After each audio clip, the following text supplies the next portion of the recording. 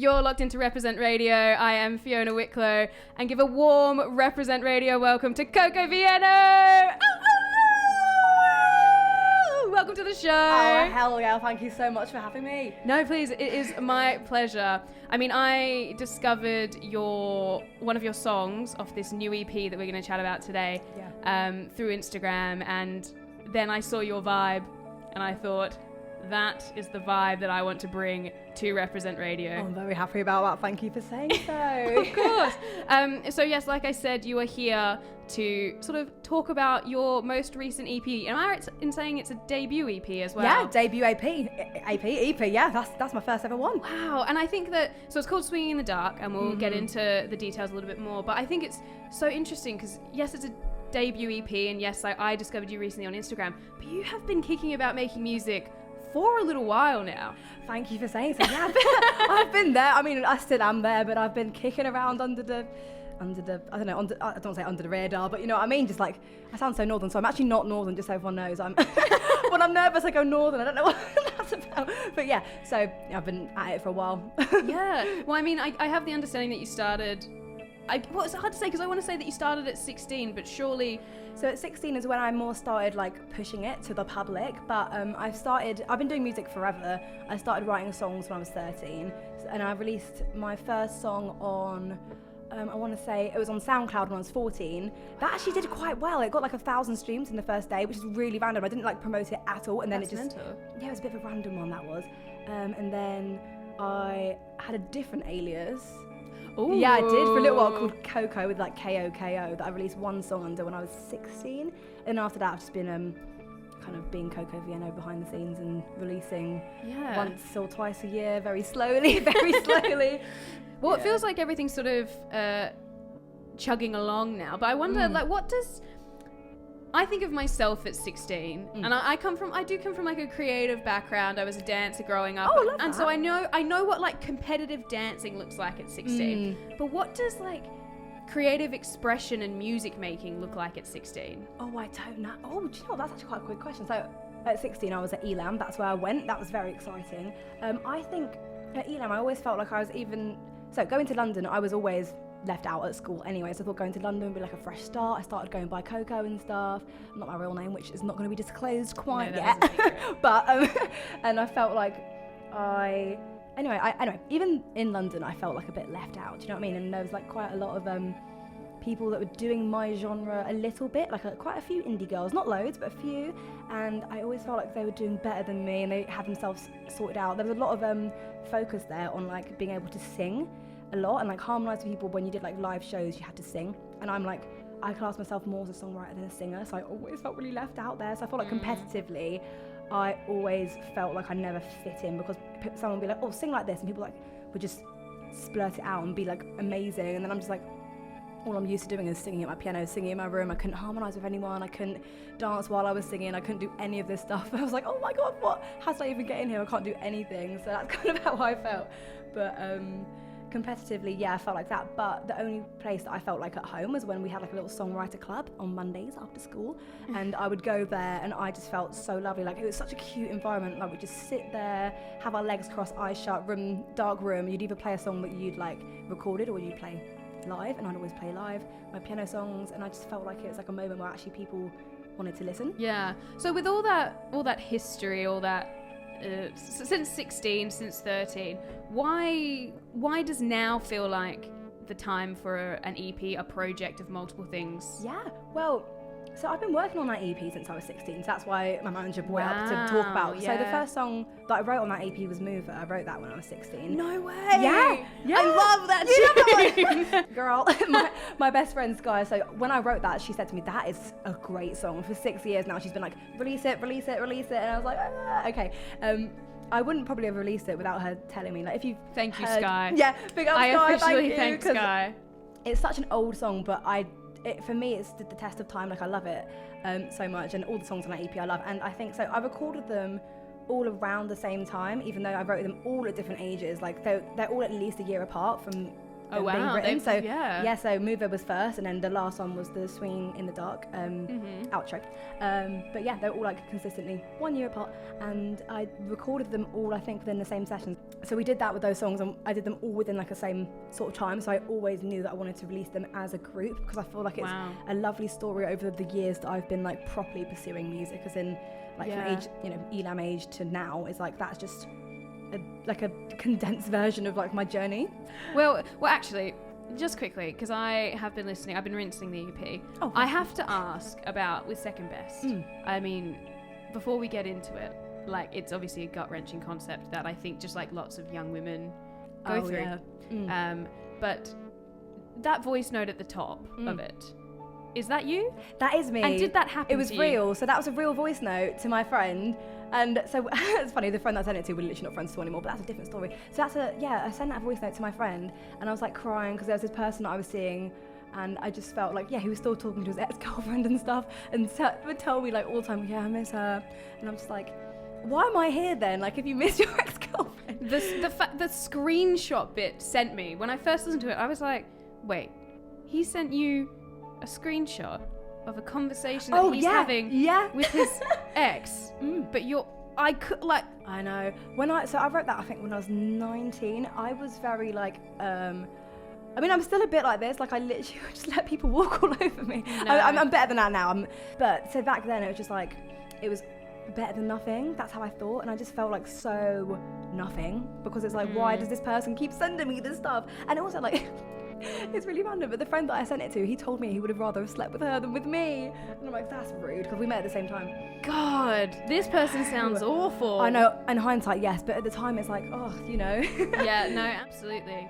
God. I think it's really interesting to know that the songs have been so spread out, because they do definitely have like a relationship to each other. The first song of yours I heard was Mover. Oh yeah. And it's so interesting because obviously when you're scrolling on social media, especially like the likes of Instagram, not to give it too much promotion. I know, but it's been doing, like, Instagram's been helping me out a little bit. I mean, here I am, so. Well, that's, no, exactly right. Yeah. And do you know when you can see a reel but you can't hear the sound, but you had a caption that was like, are you a fan of the 1975?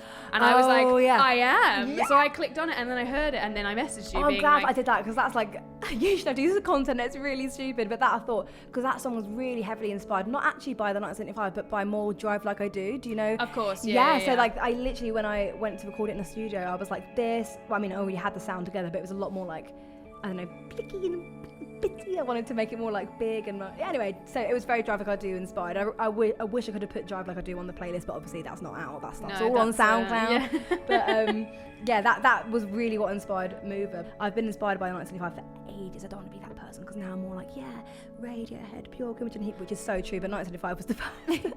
Well, that's it. I was going to ask, because like, I find, especially now having a career within the space of music, that the cool influences came later. Yeah, it was because I listened to like what the 1975 listened to when I was going through the rabbit hole. I listened to Ride, I love Ride, and then they were obviously inspired by Bjork. I don't know, obviously, but I think they were.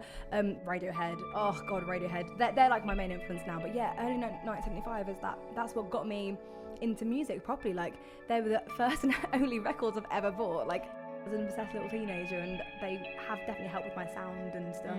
But now I've kind of strayed away from that a bit. But I'm still like an indie girl at heart. But yeah, 1975 with the OGs. Your EP that we've been talking about this whole time is called Swinging in the Dark, and it's obviously taken from the final song, if you listen to it not on shuffle.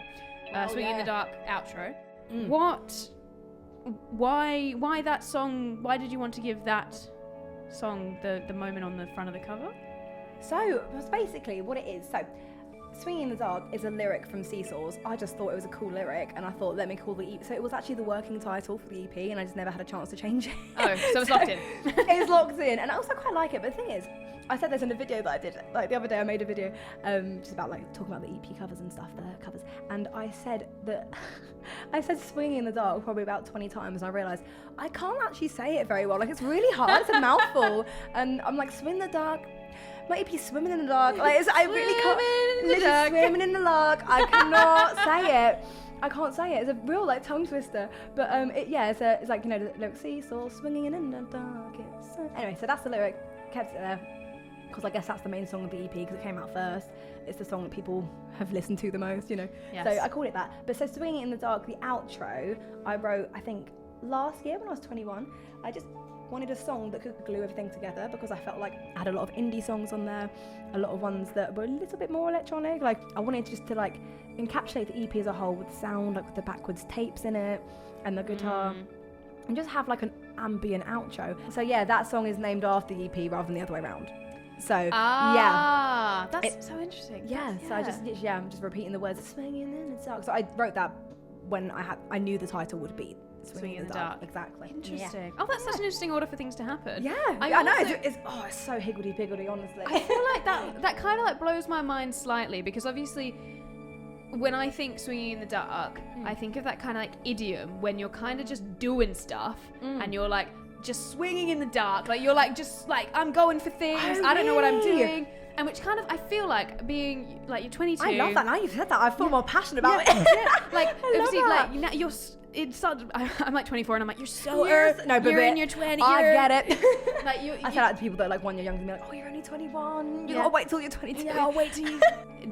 I mean, I still feel like I'm swinging in the dark. Like, I genuinely think I'm just out there doing I did stuff. not think of it like that. So literally all it was is like seesaws swinging in the dark. Like literally on a swing, swinging in the dark. Like it's a much more... Like playground. Literally, yeah. So it was very much more blatant than what you've said. Like I've really like what you say.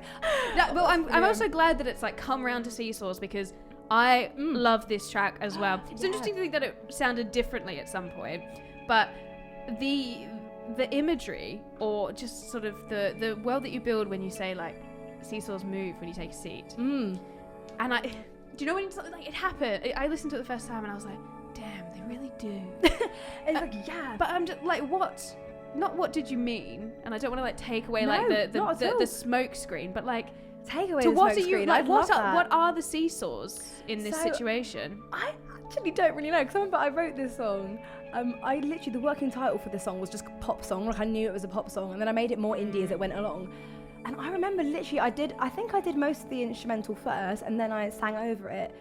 And I just, you know, so sometimes when I write, I sort of just like say words. I'm like, nah, nah, nah, nah, nah, nah, like whatever comes to mind. And I think seesaws were just a word that came to mind. Honestly, so for the first verse, most of the lyrics are just me riffing and going off of whatever. So none of them actually I've thought about and written down like, oh, this is genius, I'm going to write that down. No, it's just me sitting there going for it. And then after I got that part by, I realised kind of what I wanted the song to be about, and then it became like a kind of childlike perspective. Because like I wrote it when I was 18, but looking back now, I knew I was young at the time. And so basically I was seeing a guy that was a bit older. He was like 32, I know, disgusting. Yeah, so I wrote a song about that. It does say it in the song. It does. And there's much more lyrics in there that are like horrific. And I was like, I wonder what the age gap is. It was quite Wasn't high. anticipating 32, but yeah, do go 18 on. as well. Oh, this is a bad man. Also, he's in the music industry as well, so I can't say who it is, but he's a man to look out for.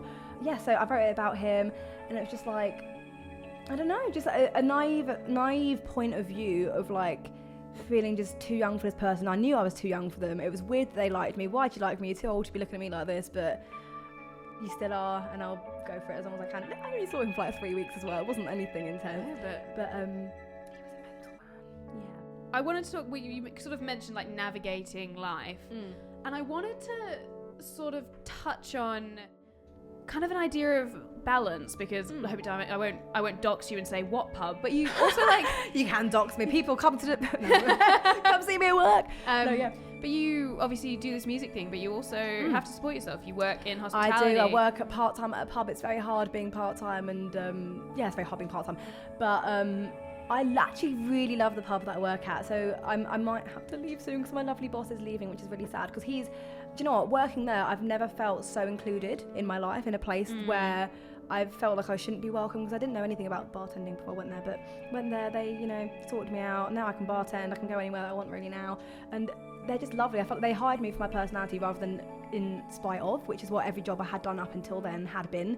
It's literally completely changed my life working there, so I'm actually very thankful for it, rather than the opposite, which most people are like, oh, I hate my pub job, I want to start my music career, but actually I'm very happy now grafting the music and having this on the side. It works really well for where I am at the moment. Yeah. Well, I guess, well, that's what I was going to ask, is how do you sort of find that balance in your life between because I think it's so true for just any entry-level creative that they are most likely spending more of their time not doing their creative thing. I feel like it's the opposite for me, actually, because like the thing is, for me, ADHD girl, I go ham, and then I get burnt out and I don't do anything. And even though rest is very important, I don't do it enough.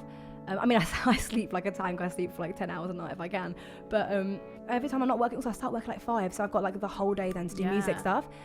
Even though for me doing music stuff right now is like video editing, doing content, I've not written a song in a while. I mean, I have started to write songs and they're all like really emotional actually. I don't know why, nothing emotional's really happened to me recently. But I mean, I've moved house, that's been quite emotional. But so yeah, I have been having enough time for music, but I feel like for music that I feel like I'm passionate about, I haven't had much time to do, because like everything I do is like stuff on a checklist, not like me sitting down actually having a little heart-to-heart with myself and writing, which I've not done properly in a while. But I think once the EP stuff has died down, even though it shouldn't, because go listen to it now, but once that's died down a bit, I'll have a bit more time to write and actually, you know, remember why I'm actually doing this, which is because I love writing music. I guess do you feel like that at times it feels like you're, despite wanting to be a musician, or you are one. Sorry, it's not be one, you are one, but have it be the main part of your life, that sometimes all these, like, especially surrounding social media, those things make it start to feel like that's not what you're doing. Yeah, I mean, I know what you mean, because even though I'm part-time at Pop and the other time I'm doing music stuff, I still feel like I'm a full-time working girl, because I don't really have much time to myself, and if I go out I really have to be on it the next day again. Like, I don't really have time for any like hangover days or anything, like, do you know what I mean? I have to be very careful. But again, like, if I have free time, I really kind of want to sit in front of the telly and do nothing, not like go out. So I know what you mean, like trying to like organise it all, and I think a part of me does want to do it full time, obviously, but I think that'd be like the more glamorous side, which I'm guessing, like, you know, doing bigger gigs, not having to beg people to come to shows, and actually having people that actually want to be there, you know, stuff like that is what I'm really excited for. Because like the thing that I get most anxious about, like with gigs, like promoting it, and like again, social media, I do actually enjoy making content, so like I like showing my personality, I like doing silly little videos, and I actually quite enjoy editing them. But the thing that I hate doing is scheduling content. That takes like hours, literally just sitting there scheduling it on Instagram, then on TikTok, then on YouTube. Like, if I had someone to do all that stuff, then I think I'd be I'm like, obviously I'm so ambitious to get to the next step, but at the moment where I am mentally and like creatively and burnout wise, I like that I have like a job and a music that are quite separate, because I think it is quite draining to constantly. So for example, my parents are absolutely lovely people, and they were supporting me during lockdown.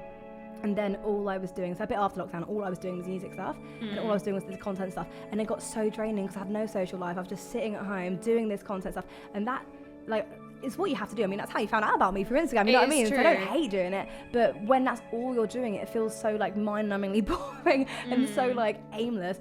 But when I literally go to work, even just standing at the pub, literally speaking to no one, I know that it's like having a break from that. So both sides of my life are like having a break from the other side, and I think that works really well for me at the moment. Yeah. So long-winded way of saying that's how it works for me. But yeah, I do want to get to the next step, but until then I'm actually quite content. Well, that's good. Yeah, I mean, that's always good, because if you live life constantly wanting to go to the next step, then you'll be sad all the time. But yeah, I mean, yeah, there's a bit of both in it. So we have to talk about it's a cool day today because you're on the show, but also this morning, your music video for Into Your Car has dropped. I know, very exciting. It's a music video that I'm very passionate about. So my lovely friend, longtime friend Simran, who has been helping me out with all of this stuff for years, like they've been working with me since I was 19, so yeah, 19 to 22, so a long while we've been working together, and they're my photographer, videographer as well, and so yeah, we filmed the video. I wanted to like recreate the vibe of The Night, the song that I wrote, Into Your Car. I wrote it about going on a Tinder date, basically. So I filmed it in the areas that it happened, and like I filmed like the train station that I went. So the train station outside Elam, I filmed that, like standing there waiting for the train, and just like made a very romanticized version of The Night where that all went down, and I'm really happy with how it came out. So yeah, go watch it. Quite an emotional one. I got quite drunk towards the end though, where I'm like dancing like crazy. I had to, because I was like rolling around in the street and stuff. It's quite. You needed the liquid courage. Yeah.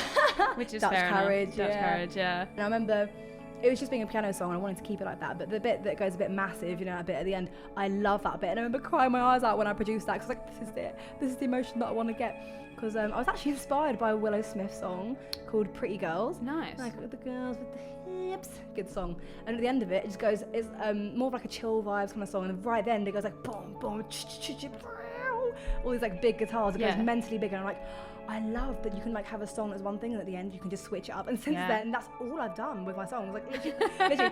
But I like it because it keeps it interesting as a song with the most small attention span in the world. I like it when songs slowly build, and also when songs have like a big like I feel like some of my songs, especially that song, is like a movie, so I like the end to be like the final fight scene, do you know what I mean, kind of vibe. That's what I also love about the EP is that individually all of the tracks feel like I'm stepping into a story and living through it. Oh, thank you. That's the vibe that I want to create. Yeah, like I just think that even like Mover being like just the way, I can just picture myself as a character within it, and like living that story, but then also sort of going to Second Best and living that story, and they work together, but they also are almost like anthologies. Yeah.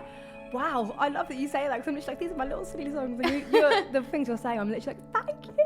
But no, totally, and I think as well, I remember, I said this ages ago, like on my old Spotify, I think, but I was like, I want to write songs for myself when I was younger, do you know what I mean? So like, I feel like if I could have listened to that when I was a bit younger, I'm glad that like you can put yourself in it as well, because it's weird, not weird, but like different for me to hear it from anyone else's perspective, because obviously I only know my own, because that's what it's about, but it's like, oh my god, I love that you feel like you're part of it as well, like that's what I want. I've never heard it from anyone before, so that's a lovely thing to hear. I think there's such a magic with like young women in music, making music about being a young woman. Definitely. To have those people around you that do support you and do relate and do see the value in your work, and quite often that is in female connection. Yeah, like totally. The female creatives that I have worked with, that I work with here at Reprezent, like it is all about like bolstering. Definitely as well, and I think also when I was younger, there was quite a lot of like if you're a woman and a singer, you get a producer, and often they would be a man. And I've tried to work with other producers before, but I've only worked with myself really. There's been a couple people, so a guy called Dom Anker, who's insane, by the way. I've worked with him before on, well, the track was coming out at some point soonish, but other than that, I've never worked with anyone that I actually connected with. And I think it's nice that I have produced all of this myself, because I had a vision in mind, I executed it, I did it, and when people are like, oh, what do you do? Oh, you're a musician, you're a singer, that's the first thing they go to. They don't ask, oh, do you produce or do you do this? But I feel like if you ask a guy, I don't know, maybe the things go more towards, do you produce on this? I don't know. Are you in control of it? Yeah. Because I guess maybe... totally, yeah. Especially maybe from the female artist perspective, is that like naturally they think you're just the voice, you don't write anything, you just go in and like read the things off the page, and as like, and then maybe the flip side of that is that and there's also nothing wrong with that, because I know people that are so good at that, but I feel like people just assume that's all you can do. Do you know what I mean? Especially when I wouldn't see myself as much of a singer. I mean, I know I am, love singing. I want to feel like I'm the whole package, do you know what I mean? But I feel like I've gotten so much into like, I am a songwriter, I'm a producer. I've kind of forgotten about the part, like the singing part, which is pretty much the main selling point, I guess, to kind of differentiate yourself from other artists. Well, we've been chatting for yonkies donkeys, and it's been so enjoyable. I almost like don't want it to be over. I want us to just like carry on, and then even when they move on to Sinead, who's up next, we can just like Sinead. we can just stay in this room. Like, don't worry, we can just keep chatting. But I figured, like, if this is someone's first time hearing of you, hearing your music on the show today, what's sort of something that you would want them to know about you as an artist? Oh, that's a big question. I don't really know. Oh, I don't know. I think if you feel like you've got, I don't know, something different to offer, don't, try and fit in with what everyone else is doing. Just do your own thing. I know that's such like a normal, boring thing to say, but I think that my whole life I've really struggled with that and like fitting in and stuff. And actually when I cut all my hair off back when I was like 15, 14, that's the first time I felt like I had like leash, what's the word? Not leash, like a lease over my own existence. So I felt like, if you feel like you've got something different going on, don't shy away from it, because when you're older, the things that made you different and bullyable when you're younger actually make you stand out from the crowd and more, I don't know, I guess interesting, but more, I don't know, more you. And that's, you don't want a bunch of clones just walking around. If you're a bit silly, get silly, be silly, do your own thing, cut your hair off. You only have one life, you know. That's fantastic. Then So I grow really back feel again. like I really feel like anyone tuned in today and signing up to your musical journey, if you will, is like they are going on the journey with an individual. Oh, not thank you. not quite cookie cutter in any way. Thank you very much. I'll take that as a compliment. Yeah. Oh, absolutely. Yeah. Oh Love my that. goodness. Well, thank you so much for your time, Coco. It's Oh, been thank you so much for fantastic. having me. It's been a lovely Of evening. course. Oh, thank you.